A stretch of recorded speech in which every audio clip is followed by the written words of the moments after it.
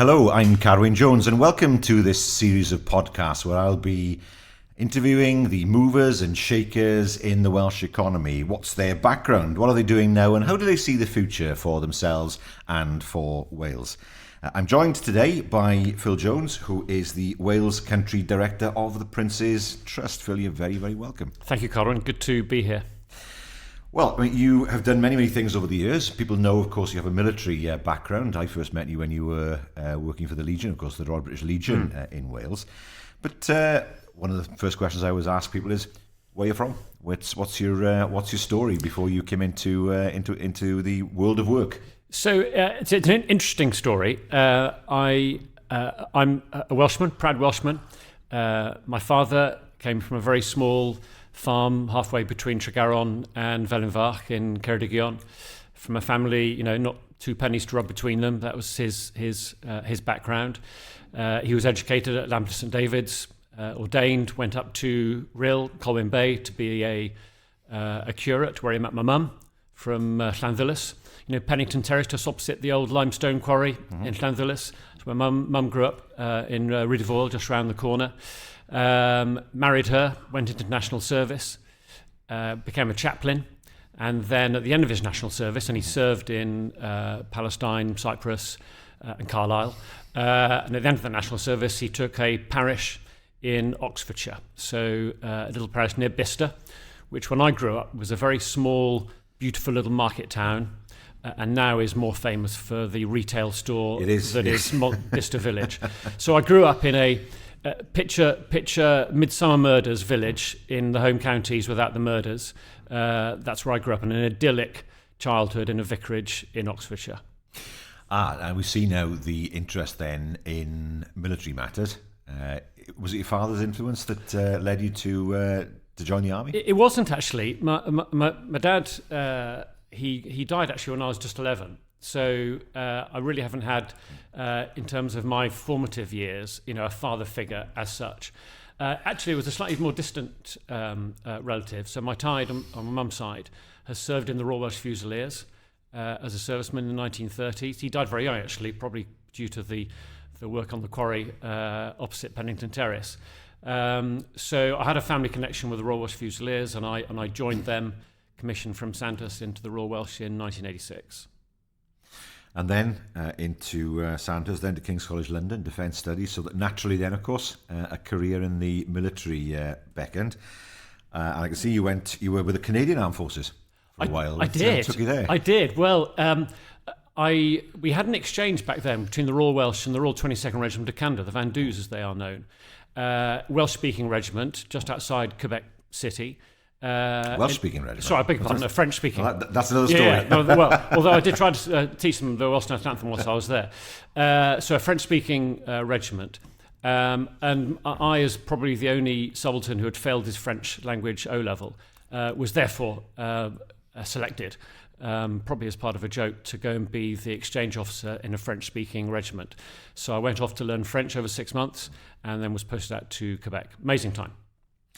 And then various different places, Northern Ireland, back in Brecon, Morn, of course, in Belgium, you were there, Baghdad. Yeah. And in terms of the work you did in the army, what was your particular specialism? So I started off as an infantier, so an infantry regiment, the Royal Welsh Fusiliers. But once you've served in the regiment as an officer, you then go out to various staff or training jobs, which allows you then to both broaden your experiences and challenges, and learn new things, but also specialise in certain areas. So I went down a career path that led me down both intelligence work, which was fascinating, but also into psychological operations, information operations, if you like, marketing to the enemy, for want of a better phrase, where you are trying to convey a message to a target audience and convince them that it would be better actually not to fight than to fight.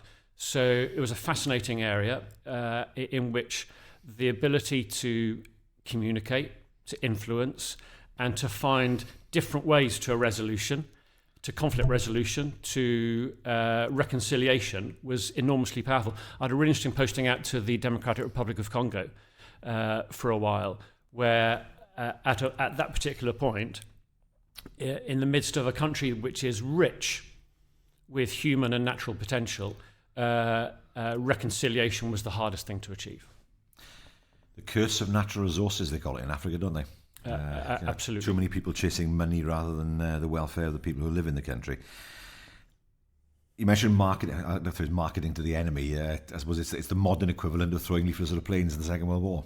Well, and very much more modern. I know that. It's more than that. I understand that. Although during the Iraq campaign, that is a tactic that was used. Entirely open information there. So if you like that if you like was communicating, influencing to the enemy, but also to neutral forces, to your own audience. So my job at the Ministry of Defence was to ensure that we conveyed to the British population a sense of what their armed forces were doing and hopefully getting value for the taxpayer. There is one post here that you held which has an impressive title, Operations Executive Officer, US Central Command. I suppose you can't tell us much about that apart from the title. Well, Central Command is the US four-star command that covers Central Asia and Middle East. So Jim Mattis, former US Defence Secretary, he was the General Officer commanding, so I used to brief him on a daily, weekly basis. Incredibly impressive guy. Had my hair cut next to him once in the barbers in CENTCOM headquarters. His hair was shorter than mine, although mine is probably falling out at a greater rate than his is. Fascinating place, and a time to see where different nationalities from across the world can come together, united in one particular purpose. So an example of where you have to learn how to build relationships from scratch and ensure that whatever your political or national background, you're focused on succeeding in the mission. August 2012, you leave the Armed Forces and then you become the Wales area manager of the Royal British Legion. What took you down that path? You spent a long time in the Armed Forces. Yep. You come up with media and strategic communications expertise. Yep. And then into the Legion. I mean, first question would be why the Legion, and secondly, how did you want to shape it? When you arrived? Yeah, great question. When I was serving, I saw at first hand the transformational effect of young people, sometimes from pretty tough backgrounds, not always, coming to the armed forces and transforming their lives. But more than that, realising their full potential, which up to that point had remained uncovered and not really tapped. So I saw that every day in the young leaders that did amazing things. When I decided to leave the armed forces, it was a triangulation of, where do I want to live? And predominant for me was come back to Wales. Second, what would pay the mortgage as such? You've got to make sure you're financially viable. But third was, where can I make a difference? Where can I ensure that I am adding value in the most holistic terms to a country that I love? And I settled on two organisations.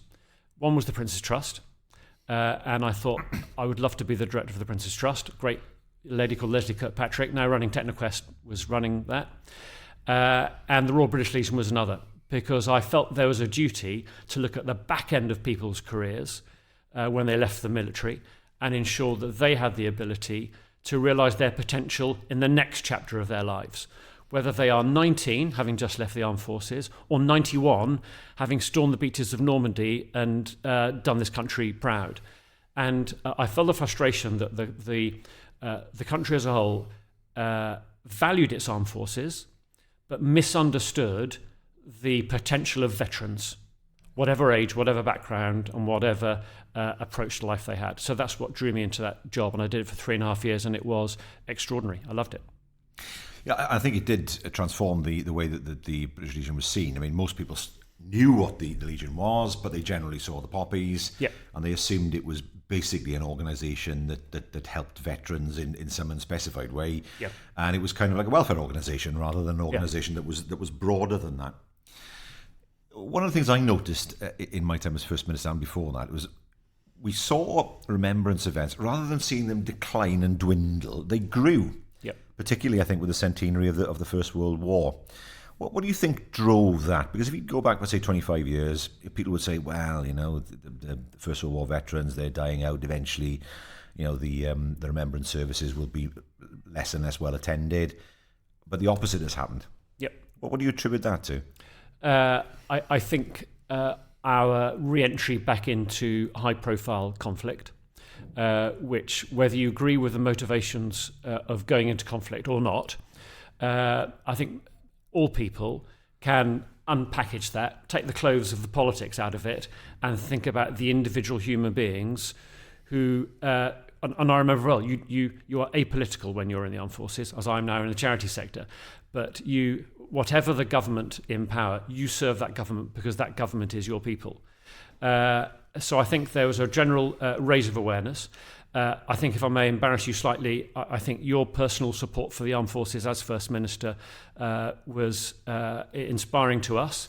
And that's really, really important, because you have the armed forces community, you have the general population, then you have the political community. You need that to triangulate to ensure that the message of value of the armed forces, whether it's the insurance policy for the country on a day-to-day basis with nuclear submarines or with highly deployable forces going to protect our nation on the one hand, or on the personal sacrifice that people make. I was at a train station the other day and I saw a 35-year-old, I would guess, with double amputee. He looked at me, I looked at him, I knew he was a veteran. Now, he might have had another condition that led him to be a double amputee. I knew. And that lives with you for life. And that's what drove me to help, hopefully, transform the RBL with others into something that was relevant for society now. And I think that's been done very well. One of the events that I certainly found deeply affected me were the commemorations of the beginning and the progress of the First World War. I remember going to places like Langemarck and Artillery Wood and Passchendaele and the Menning Gate, and seeing the sheer number of 53,000 names of men killed in the area whose bodies were never found, and looking at some of the graves, and they weren't much younger than my own son. Yep. And I think that did make people think a great deal about what, even though that generation had gone, they thought a great deal about what that generation had to go through. And the point I was made was, I'm very lucky. I come from a generation where I wasn't obliged to take up arms and to think about what they did. And I think you're right. I think it's that sense of, hang on a second, we've lost the first-hand experience of these men who were there. We have to make sure that the memory doesn't die with them. It's incredible. But once you lose that, it's rather like your personal fitness, dare I say. You can lose it pretty quickly. You can lose that sense of value and esteem and pride, collective pride. It's really hard to get back. It takes a long time to get back. So you spent 3 years and 9 months with the Royal British Legion, and then you mentioned the Prince's Trust earlier on. May 2016, you joined the Prince's Trust as the Wales Country Director. Now, a lot of people will have heard of the Prince's Trust, but perhaps not quite clear on exactly what the Prince's Trust does. So can you give us some idea of the work of the Prince's Trust, not just in Wales, but more broadly as well? I will do. And I'll firstly say luck plays a part in life, okay? And fate plays a part in life. One evening, I was sat at home about 3 years and 6 months before I left the British Legion, and I wasn't looking for a job at that particular moment, didn't know that the Prince's Trust were advertising, and I was flicking through. I thought, something said to me, go to the Guardian Jobs website and have a look at what's happening right now. So I went there and I flicked through, and into the screen came this role. And there was a really powerful moment in my kind of heart and soul that said, right, this is it. This is why I left the army 3 years, 10 months ago. This is the job I want to do. I've learned so much about the RBL, but I now have an opportunity to realise the potential of thousands of young people in Wales. And I'd observed Wales from near and afar, both within the family of the Royal Welsh and on postings in Baghdad and Bosnia and elsewhere, and observed a frustration and a sense of underachievement, despite the efforts of you and many others, government policy, which I absolutely applaud, of the work of the third sector of business to raise the aspiration level of young people in Wales. I looked up the definition of aspiration the other day. There's two meanings. The first is the desire to achieve something. So the desire to achieve something. Or you could read that, the desire to achieve something, to start something. The other definition of aspiration is the process of breathing in and out. So aspiration literally gives you life. And I felt with the Prince's Trust, there was an opportunity to give a sense of life, to give a sense of true aspiration to young people so that they could not only achieve something for themselves, but also contribute to society. Now, when His Royal Highness set up the Prince's Trust 43 years ago, his vision was to create a virtuous circle where you invest in young people and get others to do the same. And lo and behold, surprise, surprise, they end up investing in society and communities themselves. That was his vision. That's our vision now, and will always be our vision, to ensure that every young person has got every possibility to achieve their potential. So that's why I joined the Trust, and that's what I do now. That's a powerful message, and the need to inspire is hugely important. Yep. The next question then is, having established the inspiring message, how do you then put that into practice? Yep. Can you give us an idea of some of the projects that that the Trust supports? So anyone who is between 11 and 30 can be helped and have their ambitions achieved through the Prince's Trust. So that's our only eligibility, between 11 and 30. And to do that, we have a number of interventions which range from our Achieve programme, which goes into schools, Must Aid Comp, as one local example for you, Carwyn, and about 100 other education providers across Wales, through whom we help inspire young people who perhaps are struggling with mainstream education, maybe risk of exclusion, maybe just struggling with life in general, and through our intervention and the help of the schools, like Ysgol Cymru in Port Talbot, where we were just a few weeks ago with His Royal Highness, we get them to have a new appetite for learning. So our Achieve programme in schools. We work with employers across Wales and the UK, where we, if you like, give them an interview through work experience for a week, for 3 weeks, for 4 weeks. You go to Marks and Spencer's and David's too, just around the corner from here now, and guarantee you that most of the young people working there have come through our employment programme. We work with builders, constructors, the service industry, the hospitality industry. We go into prisons. We work with sports. We work with Cardiff City Football Foundation, with the Swans. We work with partners who share our vision for young people. And through our interventions, we give an opportunity for young people to realise that they can succeed. For many of our young people, the notion of success is a really distant white spot at the end of quite a long tunnel. And our job is to bring that white spot to a really bright light in front of their nose. We work also with young people who want to set up in business. So entrepreneurial endeavour in Wales is incredibly important for our economy, for the foundational economy, to ensure that whether you want to be a window cleaner, a dressmaker, a chocolatier, a fitness coach, whatever it is, you are contributing to society. So if you've got a hope, if you've got an ambition, we've got something we can do. And on average, how many young people do you, to use that word, engage with over the course of an average year? So last year in Wales, we helped about 4,000 young people through interventions for the first time of the sort that I've mentioned, or through ongoing support for the second year, perhaps on the Achieve programme in a school, and also through our mentoring programme. So you come on a programme with the Prince's Trust, and then if that young person wants it, we can attach you, pair you up with a mentor. You'd be a great mentor, by the way. Professional people who have got life experience, who can hold the hand of that young person, meet up with them for a coffee every now and again, coach them to realise their next goal. So they come on a programme with us and now working for a construction company internationally, let's say, building a new housing estate or a new building in Carmarthenshire.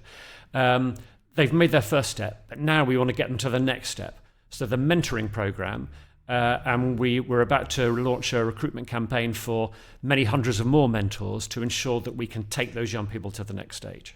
It's interesting what you say there, because one of the issues that young people face is belief.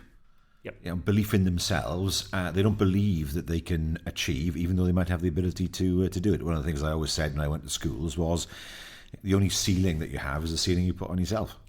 No, we all have ceilings. There's some things, some people are going to do things well and other people not so well. If you asked me to make something out of wood, you wouldn't get very far as the son of a woodwork teacher. Yeah, me too. Enough of that. My father's always wondered why on earth I turned out as I did. But for a lot of young people, because of their background and because of where they live, parents, they think, well, I can't really do that. It's not, even though it might be inside them, and be able to provide that belief is the biggest step possible for them. I think you're right. I talk about two types of dislocation in Wales and in other parts of the UK, in the world. But let's talk about Wales. That's what's important to us. There's a geographic dislocation that exists between where need happens to be, let's say someone growing up in Dowlais, for example, and where opportunity is the job that they would fancy doing in Cardiff. So that's an infrastructure issue, which rests mostly with public sector, with government, but not wholly. But that's an infrastructure issue. The second type of dislocation is a motivational dislocation in the minds and the belief of that young person to say, not only I aspire to do that job, to have that career, but I'll do. I won't fail. I won't fail. And there is a fear of failure, which we see all the time. And I think as organisations sometimes, we are fear of failure by being too risk averse. And I think organisations, government, charity, business need to be better at taking risks, understanding the risks, but backing themselves with ambition to go for it. And if we say that to our young people, as we do, and we teach them how to manage risks, I think we have a responsibility as organisations to help them in taking those risks too.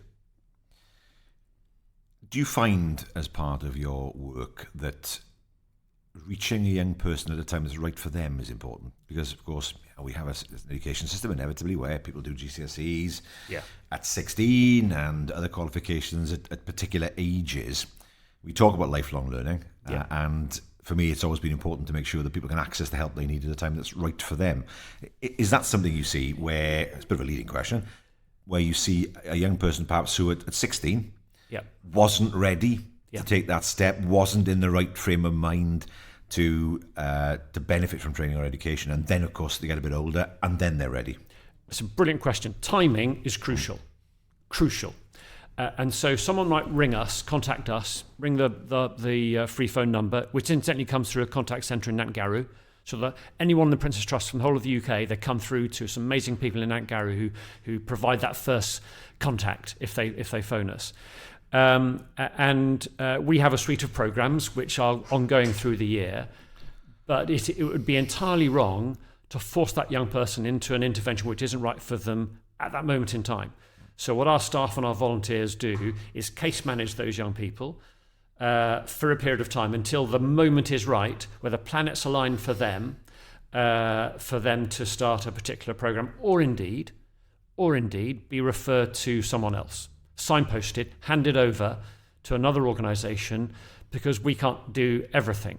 So if we've got a great relationship with Mind Cymru, for example, and we can say, listen, we hear where you're coming from.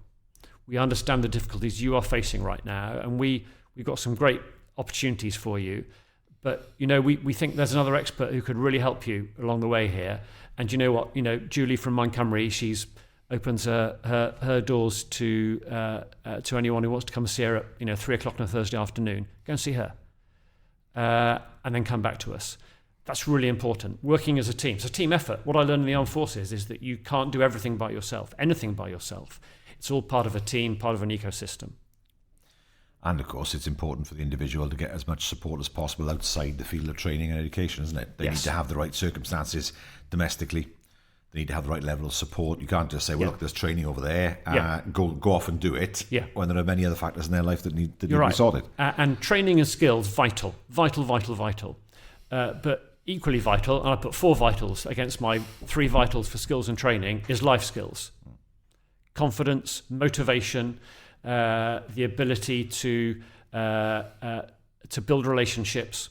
I'm watching with keen interest the Big Hospital project on BBC Two right now, which just proves beyond doubt, if there was any doubt, that with the right motivation, the right mentors and coaches around them, young people can be transformed in 2 weeks. That's all I've seen, the first 2 episodes. 2 weeks, young people caring for the most vulnerable in our society.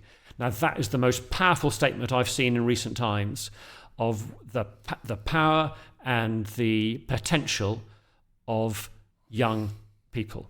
Extraordinary. The future, yes, Phil. How do you see the Prince's Trust developing over the next decade, would you say? Well, it is, I would say that this is probably the most exciting time in the Prince's Trust history and future. In our first 10 years, the Trust helped just under 1 million young people across the whole of the UK.